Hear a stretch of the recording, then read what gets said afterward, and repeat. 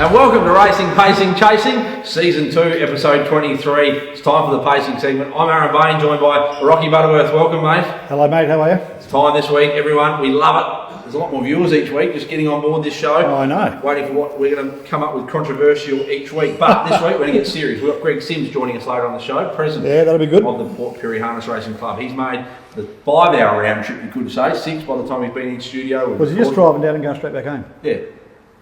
I wonder if you grabbed Leroy on the way from... Oh no, Leroy's out, didn't he? Yeah, he's out. He's out, Leroy. Anyway, Port Pirie, we've got Greg in to talk about their meeting starting back up on the Saturday night. Yep. Next Saturday night, they've got the one meeting on the 25th of July, and then they move to Tuesdays through August and September. We've spoken about it a bit, Rocky. Good to hear Greg's views a bit later on about how he sees Port Pirie coming through the, not only the challenges, but also the opportunity that presents with Tuesday night racing at Port Pirie. Yeah, I hope it works well for him. Looking forward to that. Anyway, we're here tonight at Punt Club. Jason Neve, great supporter of our show. He's going to show us how to open up an account later on. A bit later on. Liz Ann's going to join him, and for those that don't know what Punt Club's about, hang around. There's a little interview coming up with Jace. Very factual, just straight to the point, how to jump on and be a part of Punt Club online. Anyway, also thanks to our major sponsor, the Prince Albert Hotel in Gawler, back open for business for the last few weeks now. Choice Hotels Group. Great supporters. We look forward to getting out of one of their locations in the near to distant future. Great supporters. Also, Air Diffusion Agency. Great partners, program partners now, and also the Gore and Piranha Harness Racing Clubs, both supporters of the pacing segment. We thank them every week. Anyway, time for just general news, right? That's what we like talking about. People tune in to hear us talk smack. And this week, good news, prize money returning pre-COVID levels. So George on his show a couple of weeks ago said that come August 1st, we'll see prize money, and they've stuck to their word. They have, which is great. So much going on in our world as we report every week, and to see that one of the most important things, one of the things that if you ask 5 people at Globe Derby what's the first thing on your agenda, they'd say increase the prize money, so they've done that. Can I be devil's advocate? Yes, mate. Now, I know we want prize money to increase. Yep. It's not the complete answer. No way. No, it's not the complete answer. And a 7-game race, 4-3-9 to the winner. Yep. Okay. A horse takes home, or 4-1 to the winner. A horse takes home 4 points. A $3,000 race, 1,800 to the winner, take home 1 point. What's 4 times 1,800? 7,200. So 4 points. You've got to win 4 races. So it's just a bit. You got to play the numbers game. But those 3-game races also have the restrictions on them. Yes, good to see prize money heading in the right direction. Not being devil's advocate, great announcement and positive announcement for harness racing in South Australia, but just throwing it out there. Yeah, and it's a really interesting point, and maybe that's why the Monday fields hold up so well now, that trainers do the same math. It's harder to win on Saturday night, a little bit easier Monday, and I'll come in for them. Yeah, but you've still got to win them. They're hard to... yeah, they are. Now, Rock, you saw the announcement last week? Port Pirie? No. What's that, mate? South Australian Harness Racing Club got their money? Oh, my announcement? No, they haven't. No, they haven't. That's it. Okay. Any news there? Well, it shouldn't be a surprise to us, should it? Because it started on January the 20th that they were going to get their money. It is now, I've heard through my channels, that they'll get half at the end of July and the other half at the end of August. Half of nothing to nothing. Yeah, but 1.2, they're going to be up there, mate, and everything will be forgotten about because I'll stick to the word that GIC, they've done very well so far with making the money come to fruition for us. So we'll wait and see, but if it does, fantastic for Globe Derby, obviously. Will it happen? Now, I don't want to spend too much more time on it because it just seems to be the topic of it. You've got 1 minute to tell me, have you heard any other rumours in the last 7 days? 1 minute. Cameraman, keep us to 1 minute and I'm cutting you off. Righto, yes I have. It's not a hobby of mine to sneak around and hide behind people with a coat on. As I said last week, we've got blokes behind the scenes that know this. I do hear that there's a couple of issues floating around. 45 seconds. Floating around government offices. The first being that the right people in government had no idea about correspondence between HRSA and the racing club, that funding for the upgrade of the track had been vetoed by the government. People in the government are saying we have seen nothing about upgrading the track. Now that's just a rumour. And the second one was the lawyer friend of mine that I spoke to last week rang me again and said there's a point in the amended Cunningham report that isn't quite kosher. Kosher? And that means that if they try and go down that path and try and get the other clubs to sign something, there's going to be a world of pain, is what I'm hearing. Anyway, let's move on. That was your minute. Yep. Good? Yep. Anyway, Rock. Why don't you hear some of these things, mate? Mate, I'm not in the know like you are. I'm in the bubble. You are in the bubble. Let's take a break. We've got Greg Sims up. It's enough on general news. We've got Greg Sims up, president of the Pirie Harness Racing Club. Then we're going to come back and talk about racing this week in SA.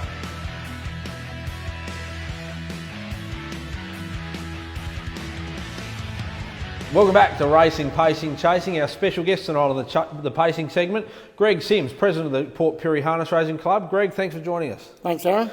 Now, mate, we've had 14 episodes last year, 23 tonight, and that's 37, and no one's come as far as you to make this round trip. 2.5 hours to Kent Town here in Adelaide, where we're recording tonight at Punt Club. It's a fair effort. Oh, it's not far to Pirie, mate. You know. Beautiful little no, ride. That's it. You're just trying to drum up all the trainers that are going to start driving there on Tuesday nights. Exactly. The president had to do it on Wednesday night to come on air for 10 minutes. But no, we do thank and appreciate you making the effort to come down. And you watched the panel recently that we put together, and then our show the week after with George Fiarchi more particular. And you reached out and you wanted to come down and just put your views across from Port Pirie, the club, and we do appreciate you coming down. So without further ado, we'll get straight into it because it has been a hot topic, not only for the industry on our show. We've discussed it in weeks gone past, and Rocky Butterworth and I have got pretty heated about it as well, and we support your stance on it. But Greg, Port Pirie have been given the Tuesday night meetings starting in August and September. That must come as a challenge to the club, or it must have come as a challenge when first announced, and it's now right, it's happening. What do we do? Exactly. It comes as a challenge, but when we sat down, worked out it, and discussed it with the board the other Wednesday night, they explained their reasoning behind it, and it's all valid points. For the industry to go forward, I mean, we've really got to be racing Tuesday nights. If that doesn't work, then we look at an alternative. But Tuesday night seems to be the way they're going to go now. Now, you have got a Saturday night meeting next Saturday night, which will kick off Port Pirie post-COVID, which is should be well received. It's the main meeting for that weekend, but that'll probably get the fields you desire, and then it's the challenge, and HRSA have come out, and we'll get to that in a minute, but it's the Saturday night next week. You're certainly looking forward to getting people back to the track and racing back into Port Pirie, no doubt. Yeah, everyone's keen to go. Like I said, it's been about 5 months since we raced, so it's been a challenging time, but we're all ready to go, and hopefully we get plenty of noms and we can go forward from there. Now, you've only taken over the president's role for the last 6 months, and it's been a challenging 6 months. You said off air it felt like 3 years. You took over from Jackie Hall, and you've been on the committee for 9 years, so that in itself is a big commitment and a stint, and you're probably there for another 9+ years now. But just to go back through a little bit of your history as well, for those that don't know the Greg Sims, you gave away training 4 or 5 years ago, you reckon, thereabouts, when Brad took over a little bit more seriously and works a small team. You still help him, but you were training for 26 years. So this goes back 30, 40 years that you've been in the industry and thoroughly, no doubt, lived and breathed the sport like all of us. Yeah, no, it's a passion, and you've got to be in it for the sake of the sport. I mean, if you're in it to make money, then not many of us will be left in it. No. But as long as you can cover most of your costs, and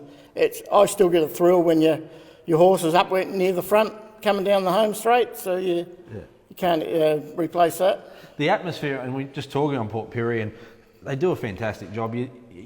People do like going, and you get good crowds considering you've got a lot of social clubs and sporting clubs from around the area that come, and the older people. There's some older people, there's younger people. There's a great mix of people that come and enjoy racing at Port Pirie. So Saturday night, yes.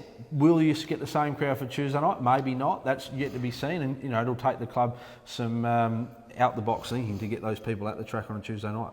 Yes, it will.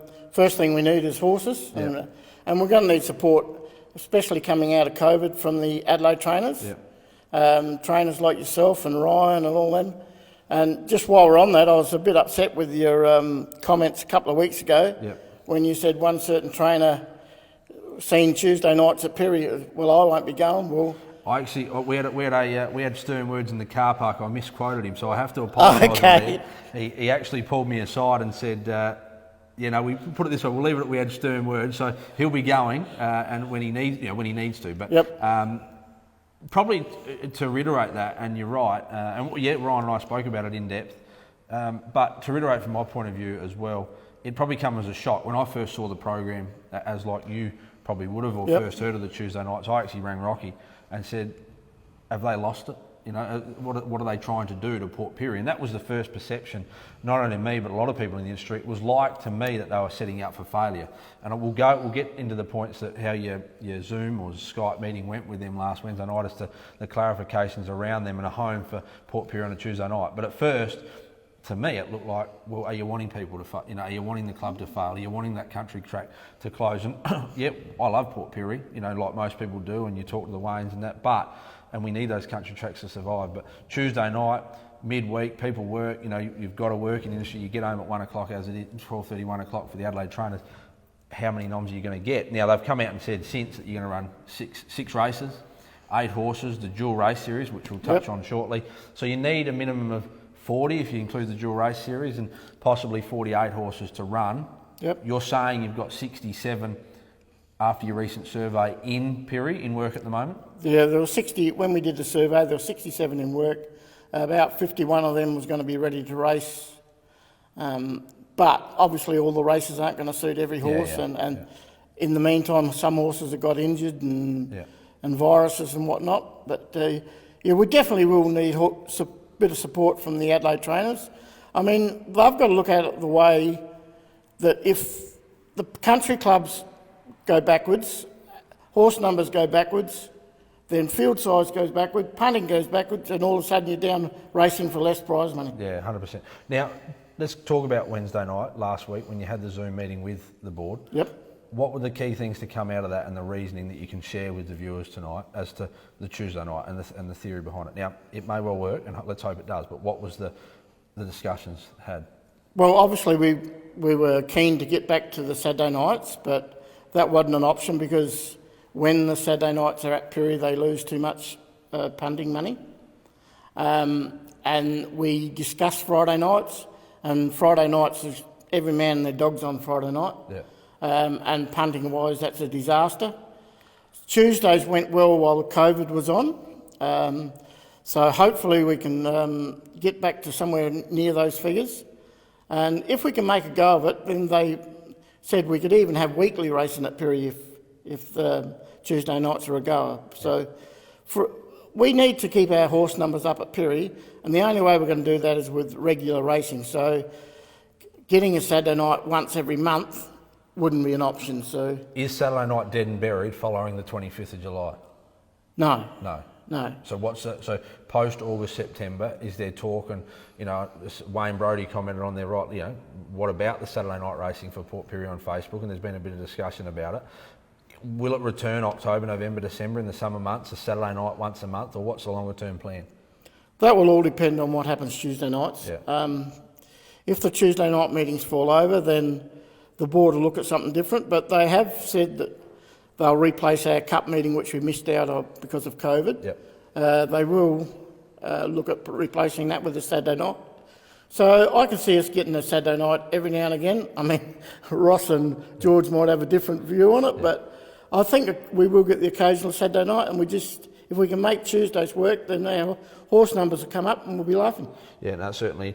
Now, they are doing things outside the square. They've made a small announcement recently, just as a bit of a teaser as to what the program will look like in August, with the dual race series and the $10,000 bonus to a horse that can win the boat. Now, we talk about the dual series, for those that don't know, that's 2 races. Is it correct? I'm not sure. Was it going to be run over the 1,300 or was it over the mile?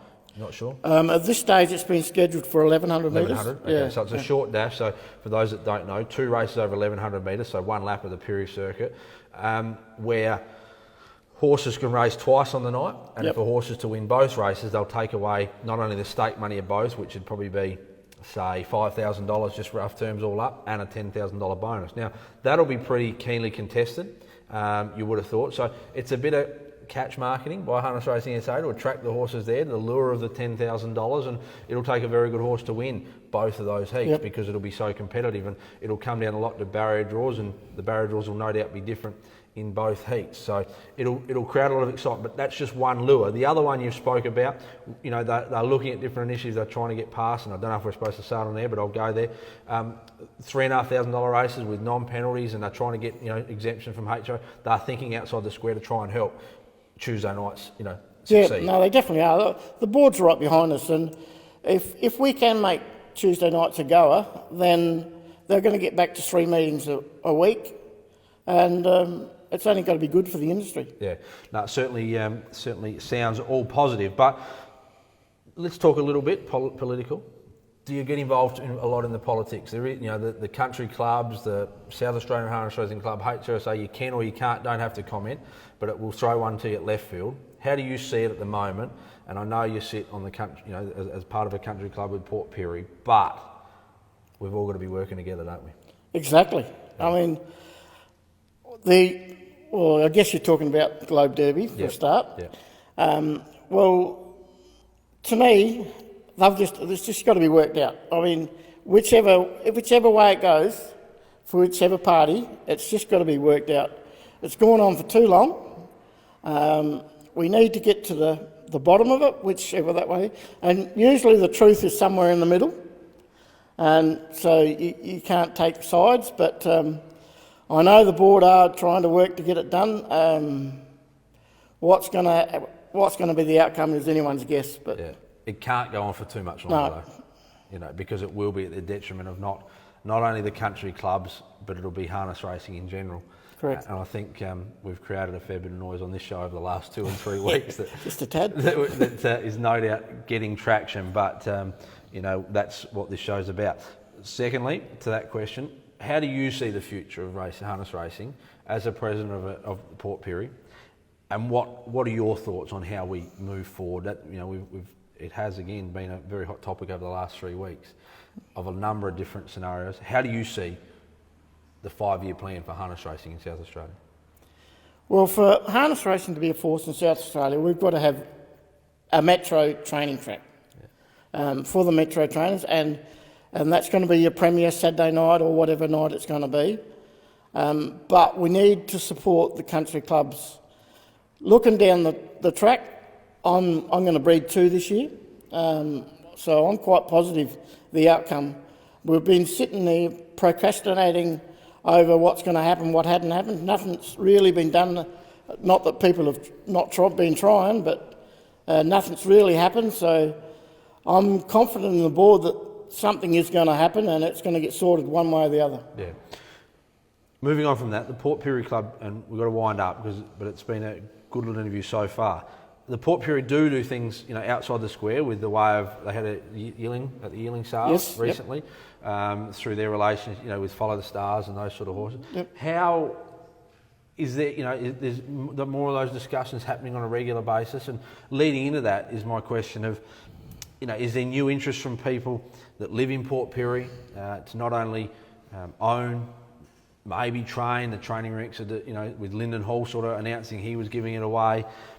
What's the state of affairs look like for people in Port Pirie wanting to get involved? Oh, I'm quite confident if we get regular racing back at Pirie, it's going to go ahead, no questions asked. I mean, back here a little while ago, we had 70-odd horses race for the month, and that was only because we had regular racing. There's quite a few trainers just sitting on the sidelines and just to see how things are going to go over the next few months, and they'll start up like, you know, your Wayne Brody's and that. I'm confident they'll get back into it. Yeah.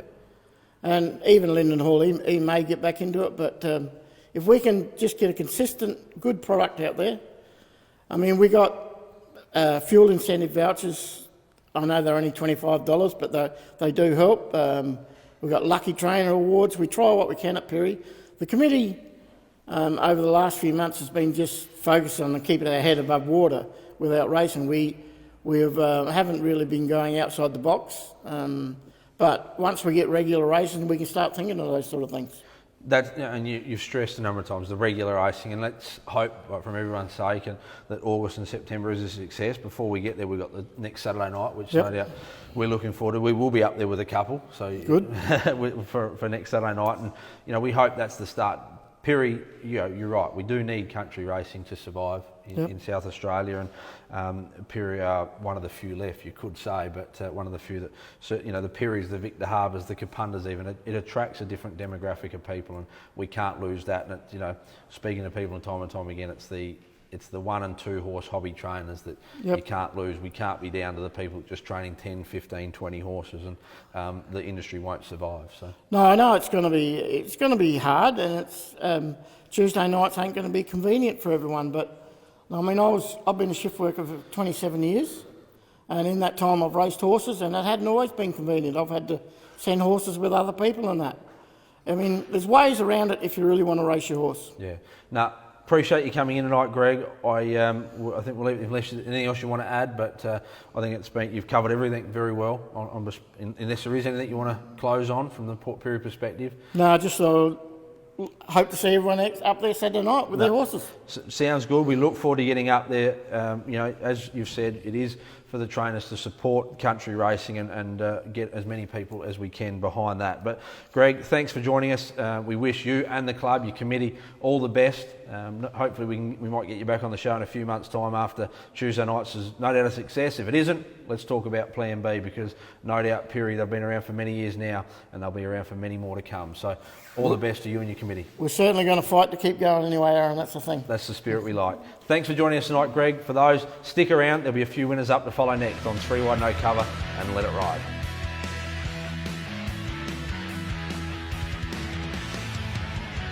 Right, time to be back on the pacing segment now, right? Great interview there with Greg Sims. Good to have a chat to him. I thought that went very well, very informative. It was. I had a good listen to that, and very happy with what Greg had to say, and he's confident about the future of his club at Port Pirie, which I think is fantastic.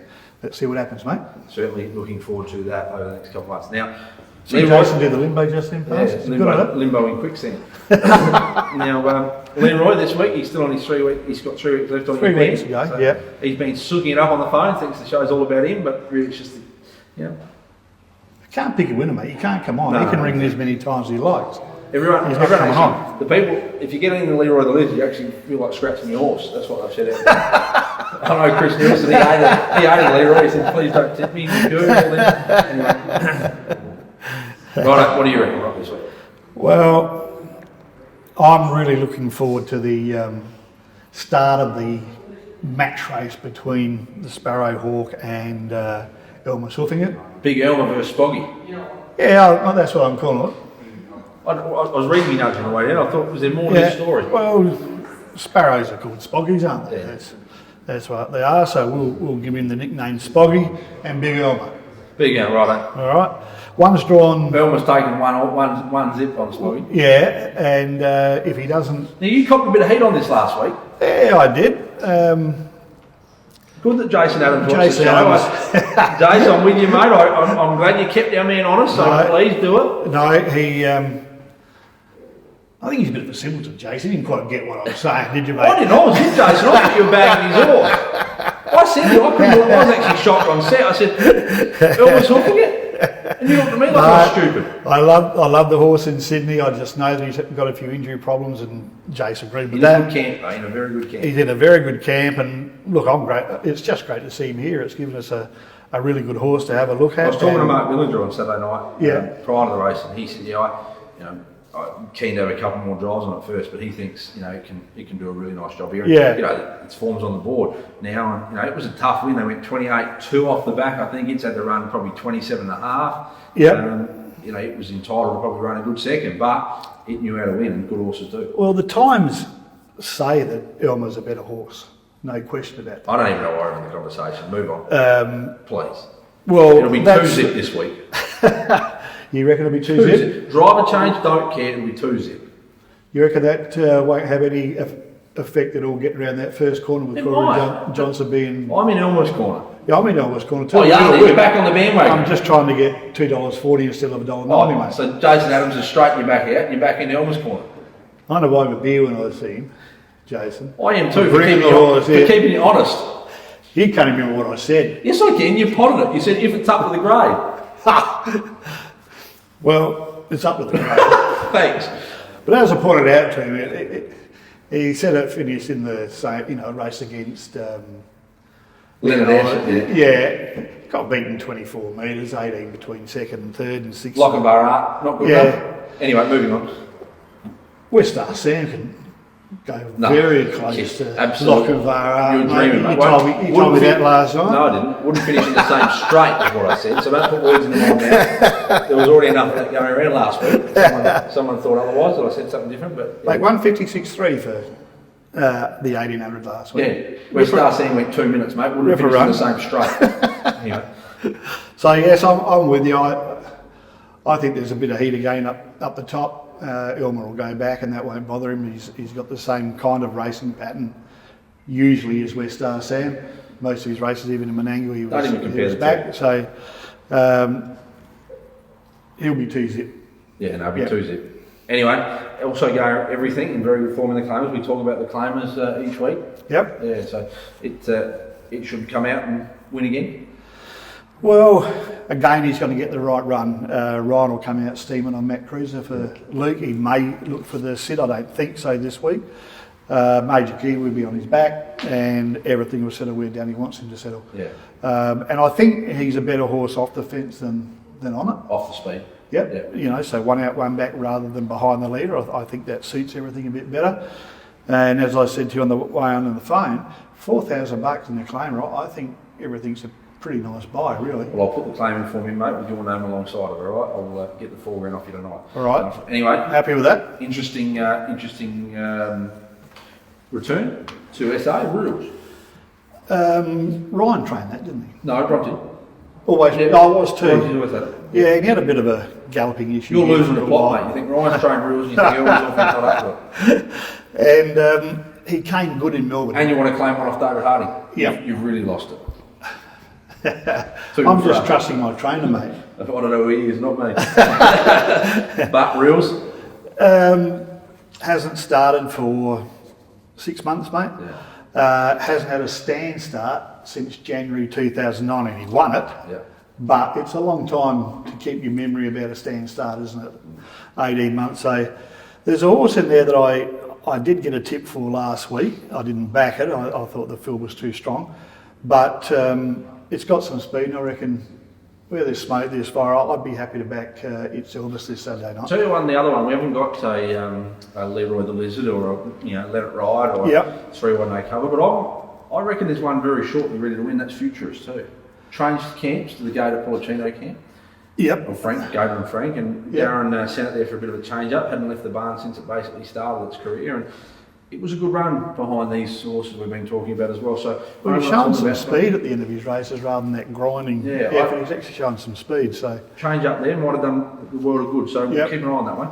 Anyway, right, been a good segment tonight. Greg joined us, and we must thank our regular viewers. There's a few of them as well. So Graham Fisher, Chris Hartwell, they're always on board. So and we, for those like, share it. Graham, he's always the first to share it. I think it's up within 2 minutes and he shared it. He's a ripper, Graham. He's always had a lot of time around our stable as well, but anything that's news, Fish tends to know about it as well. So with the horses, he's good. No.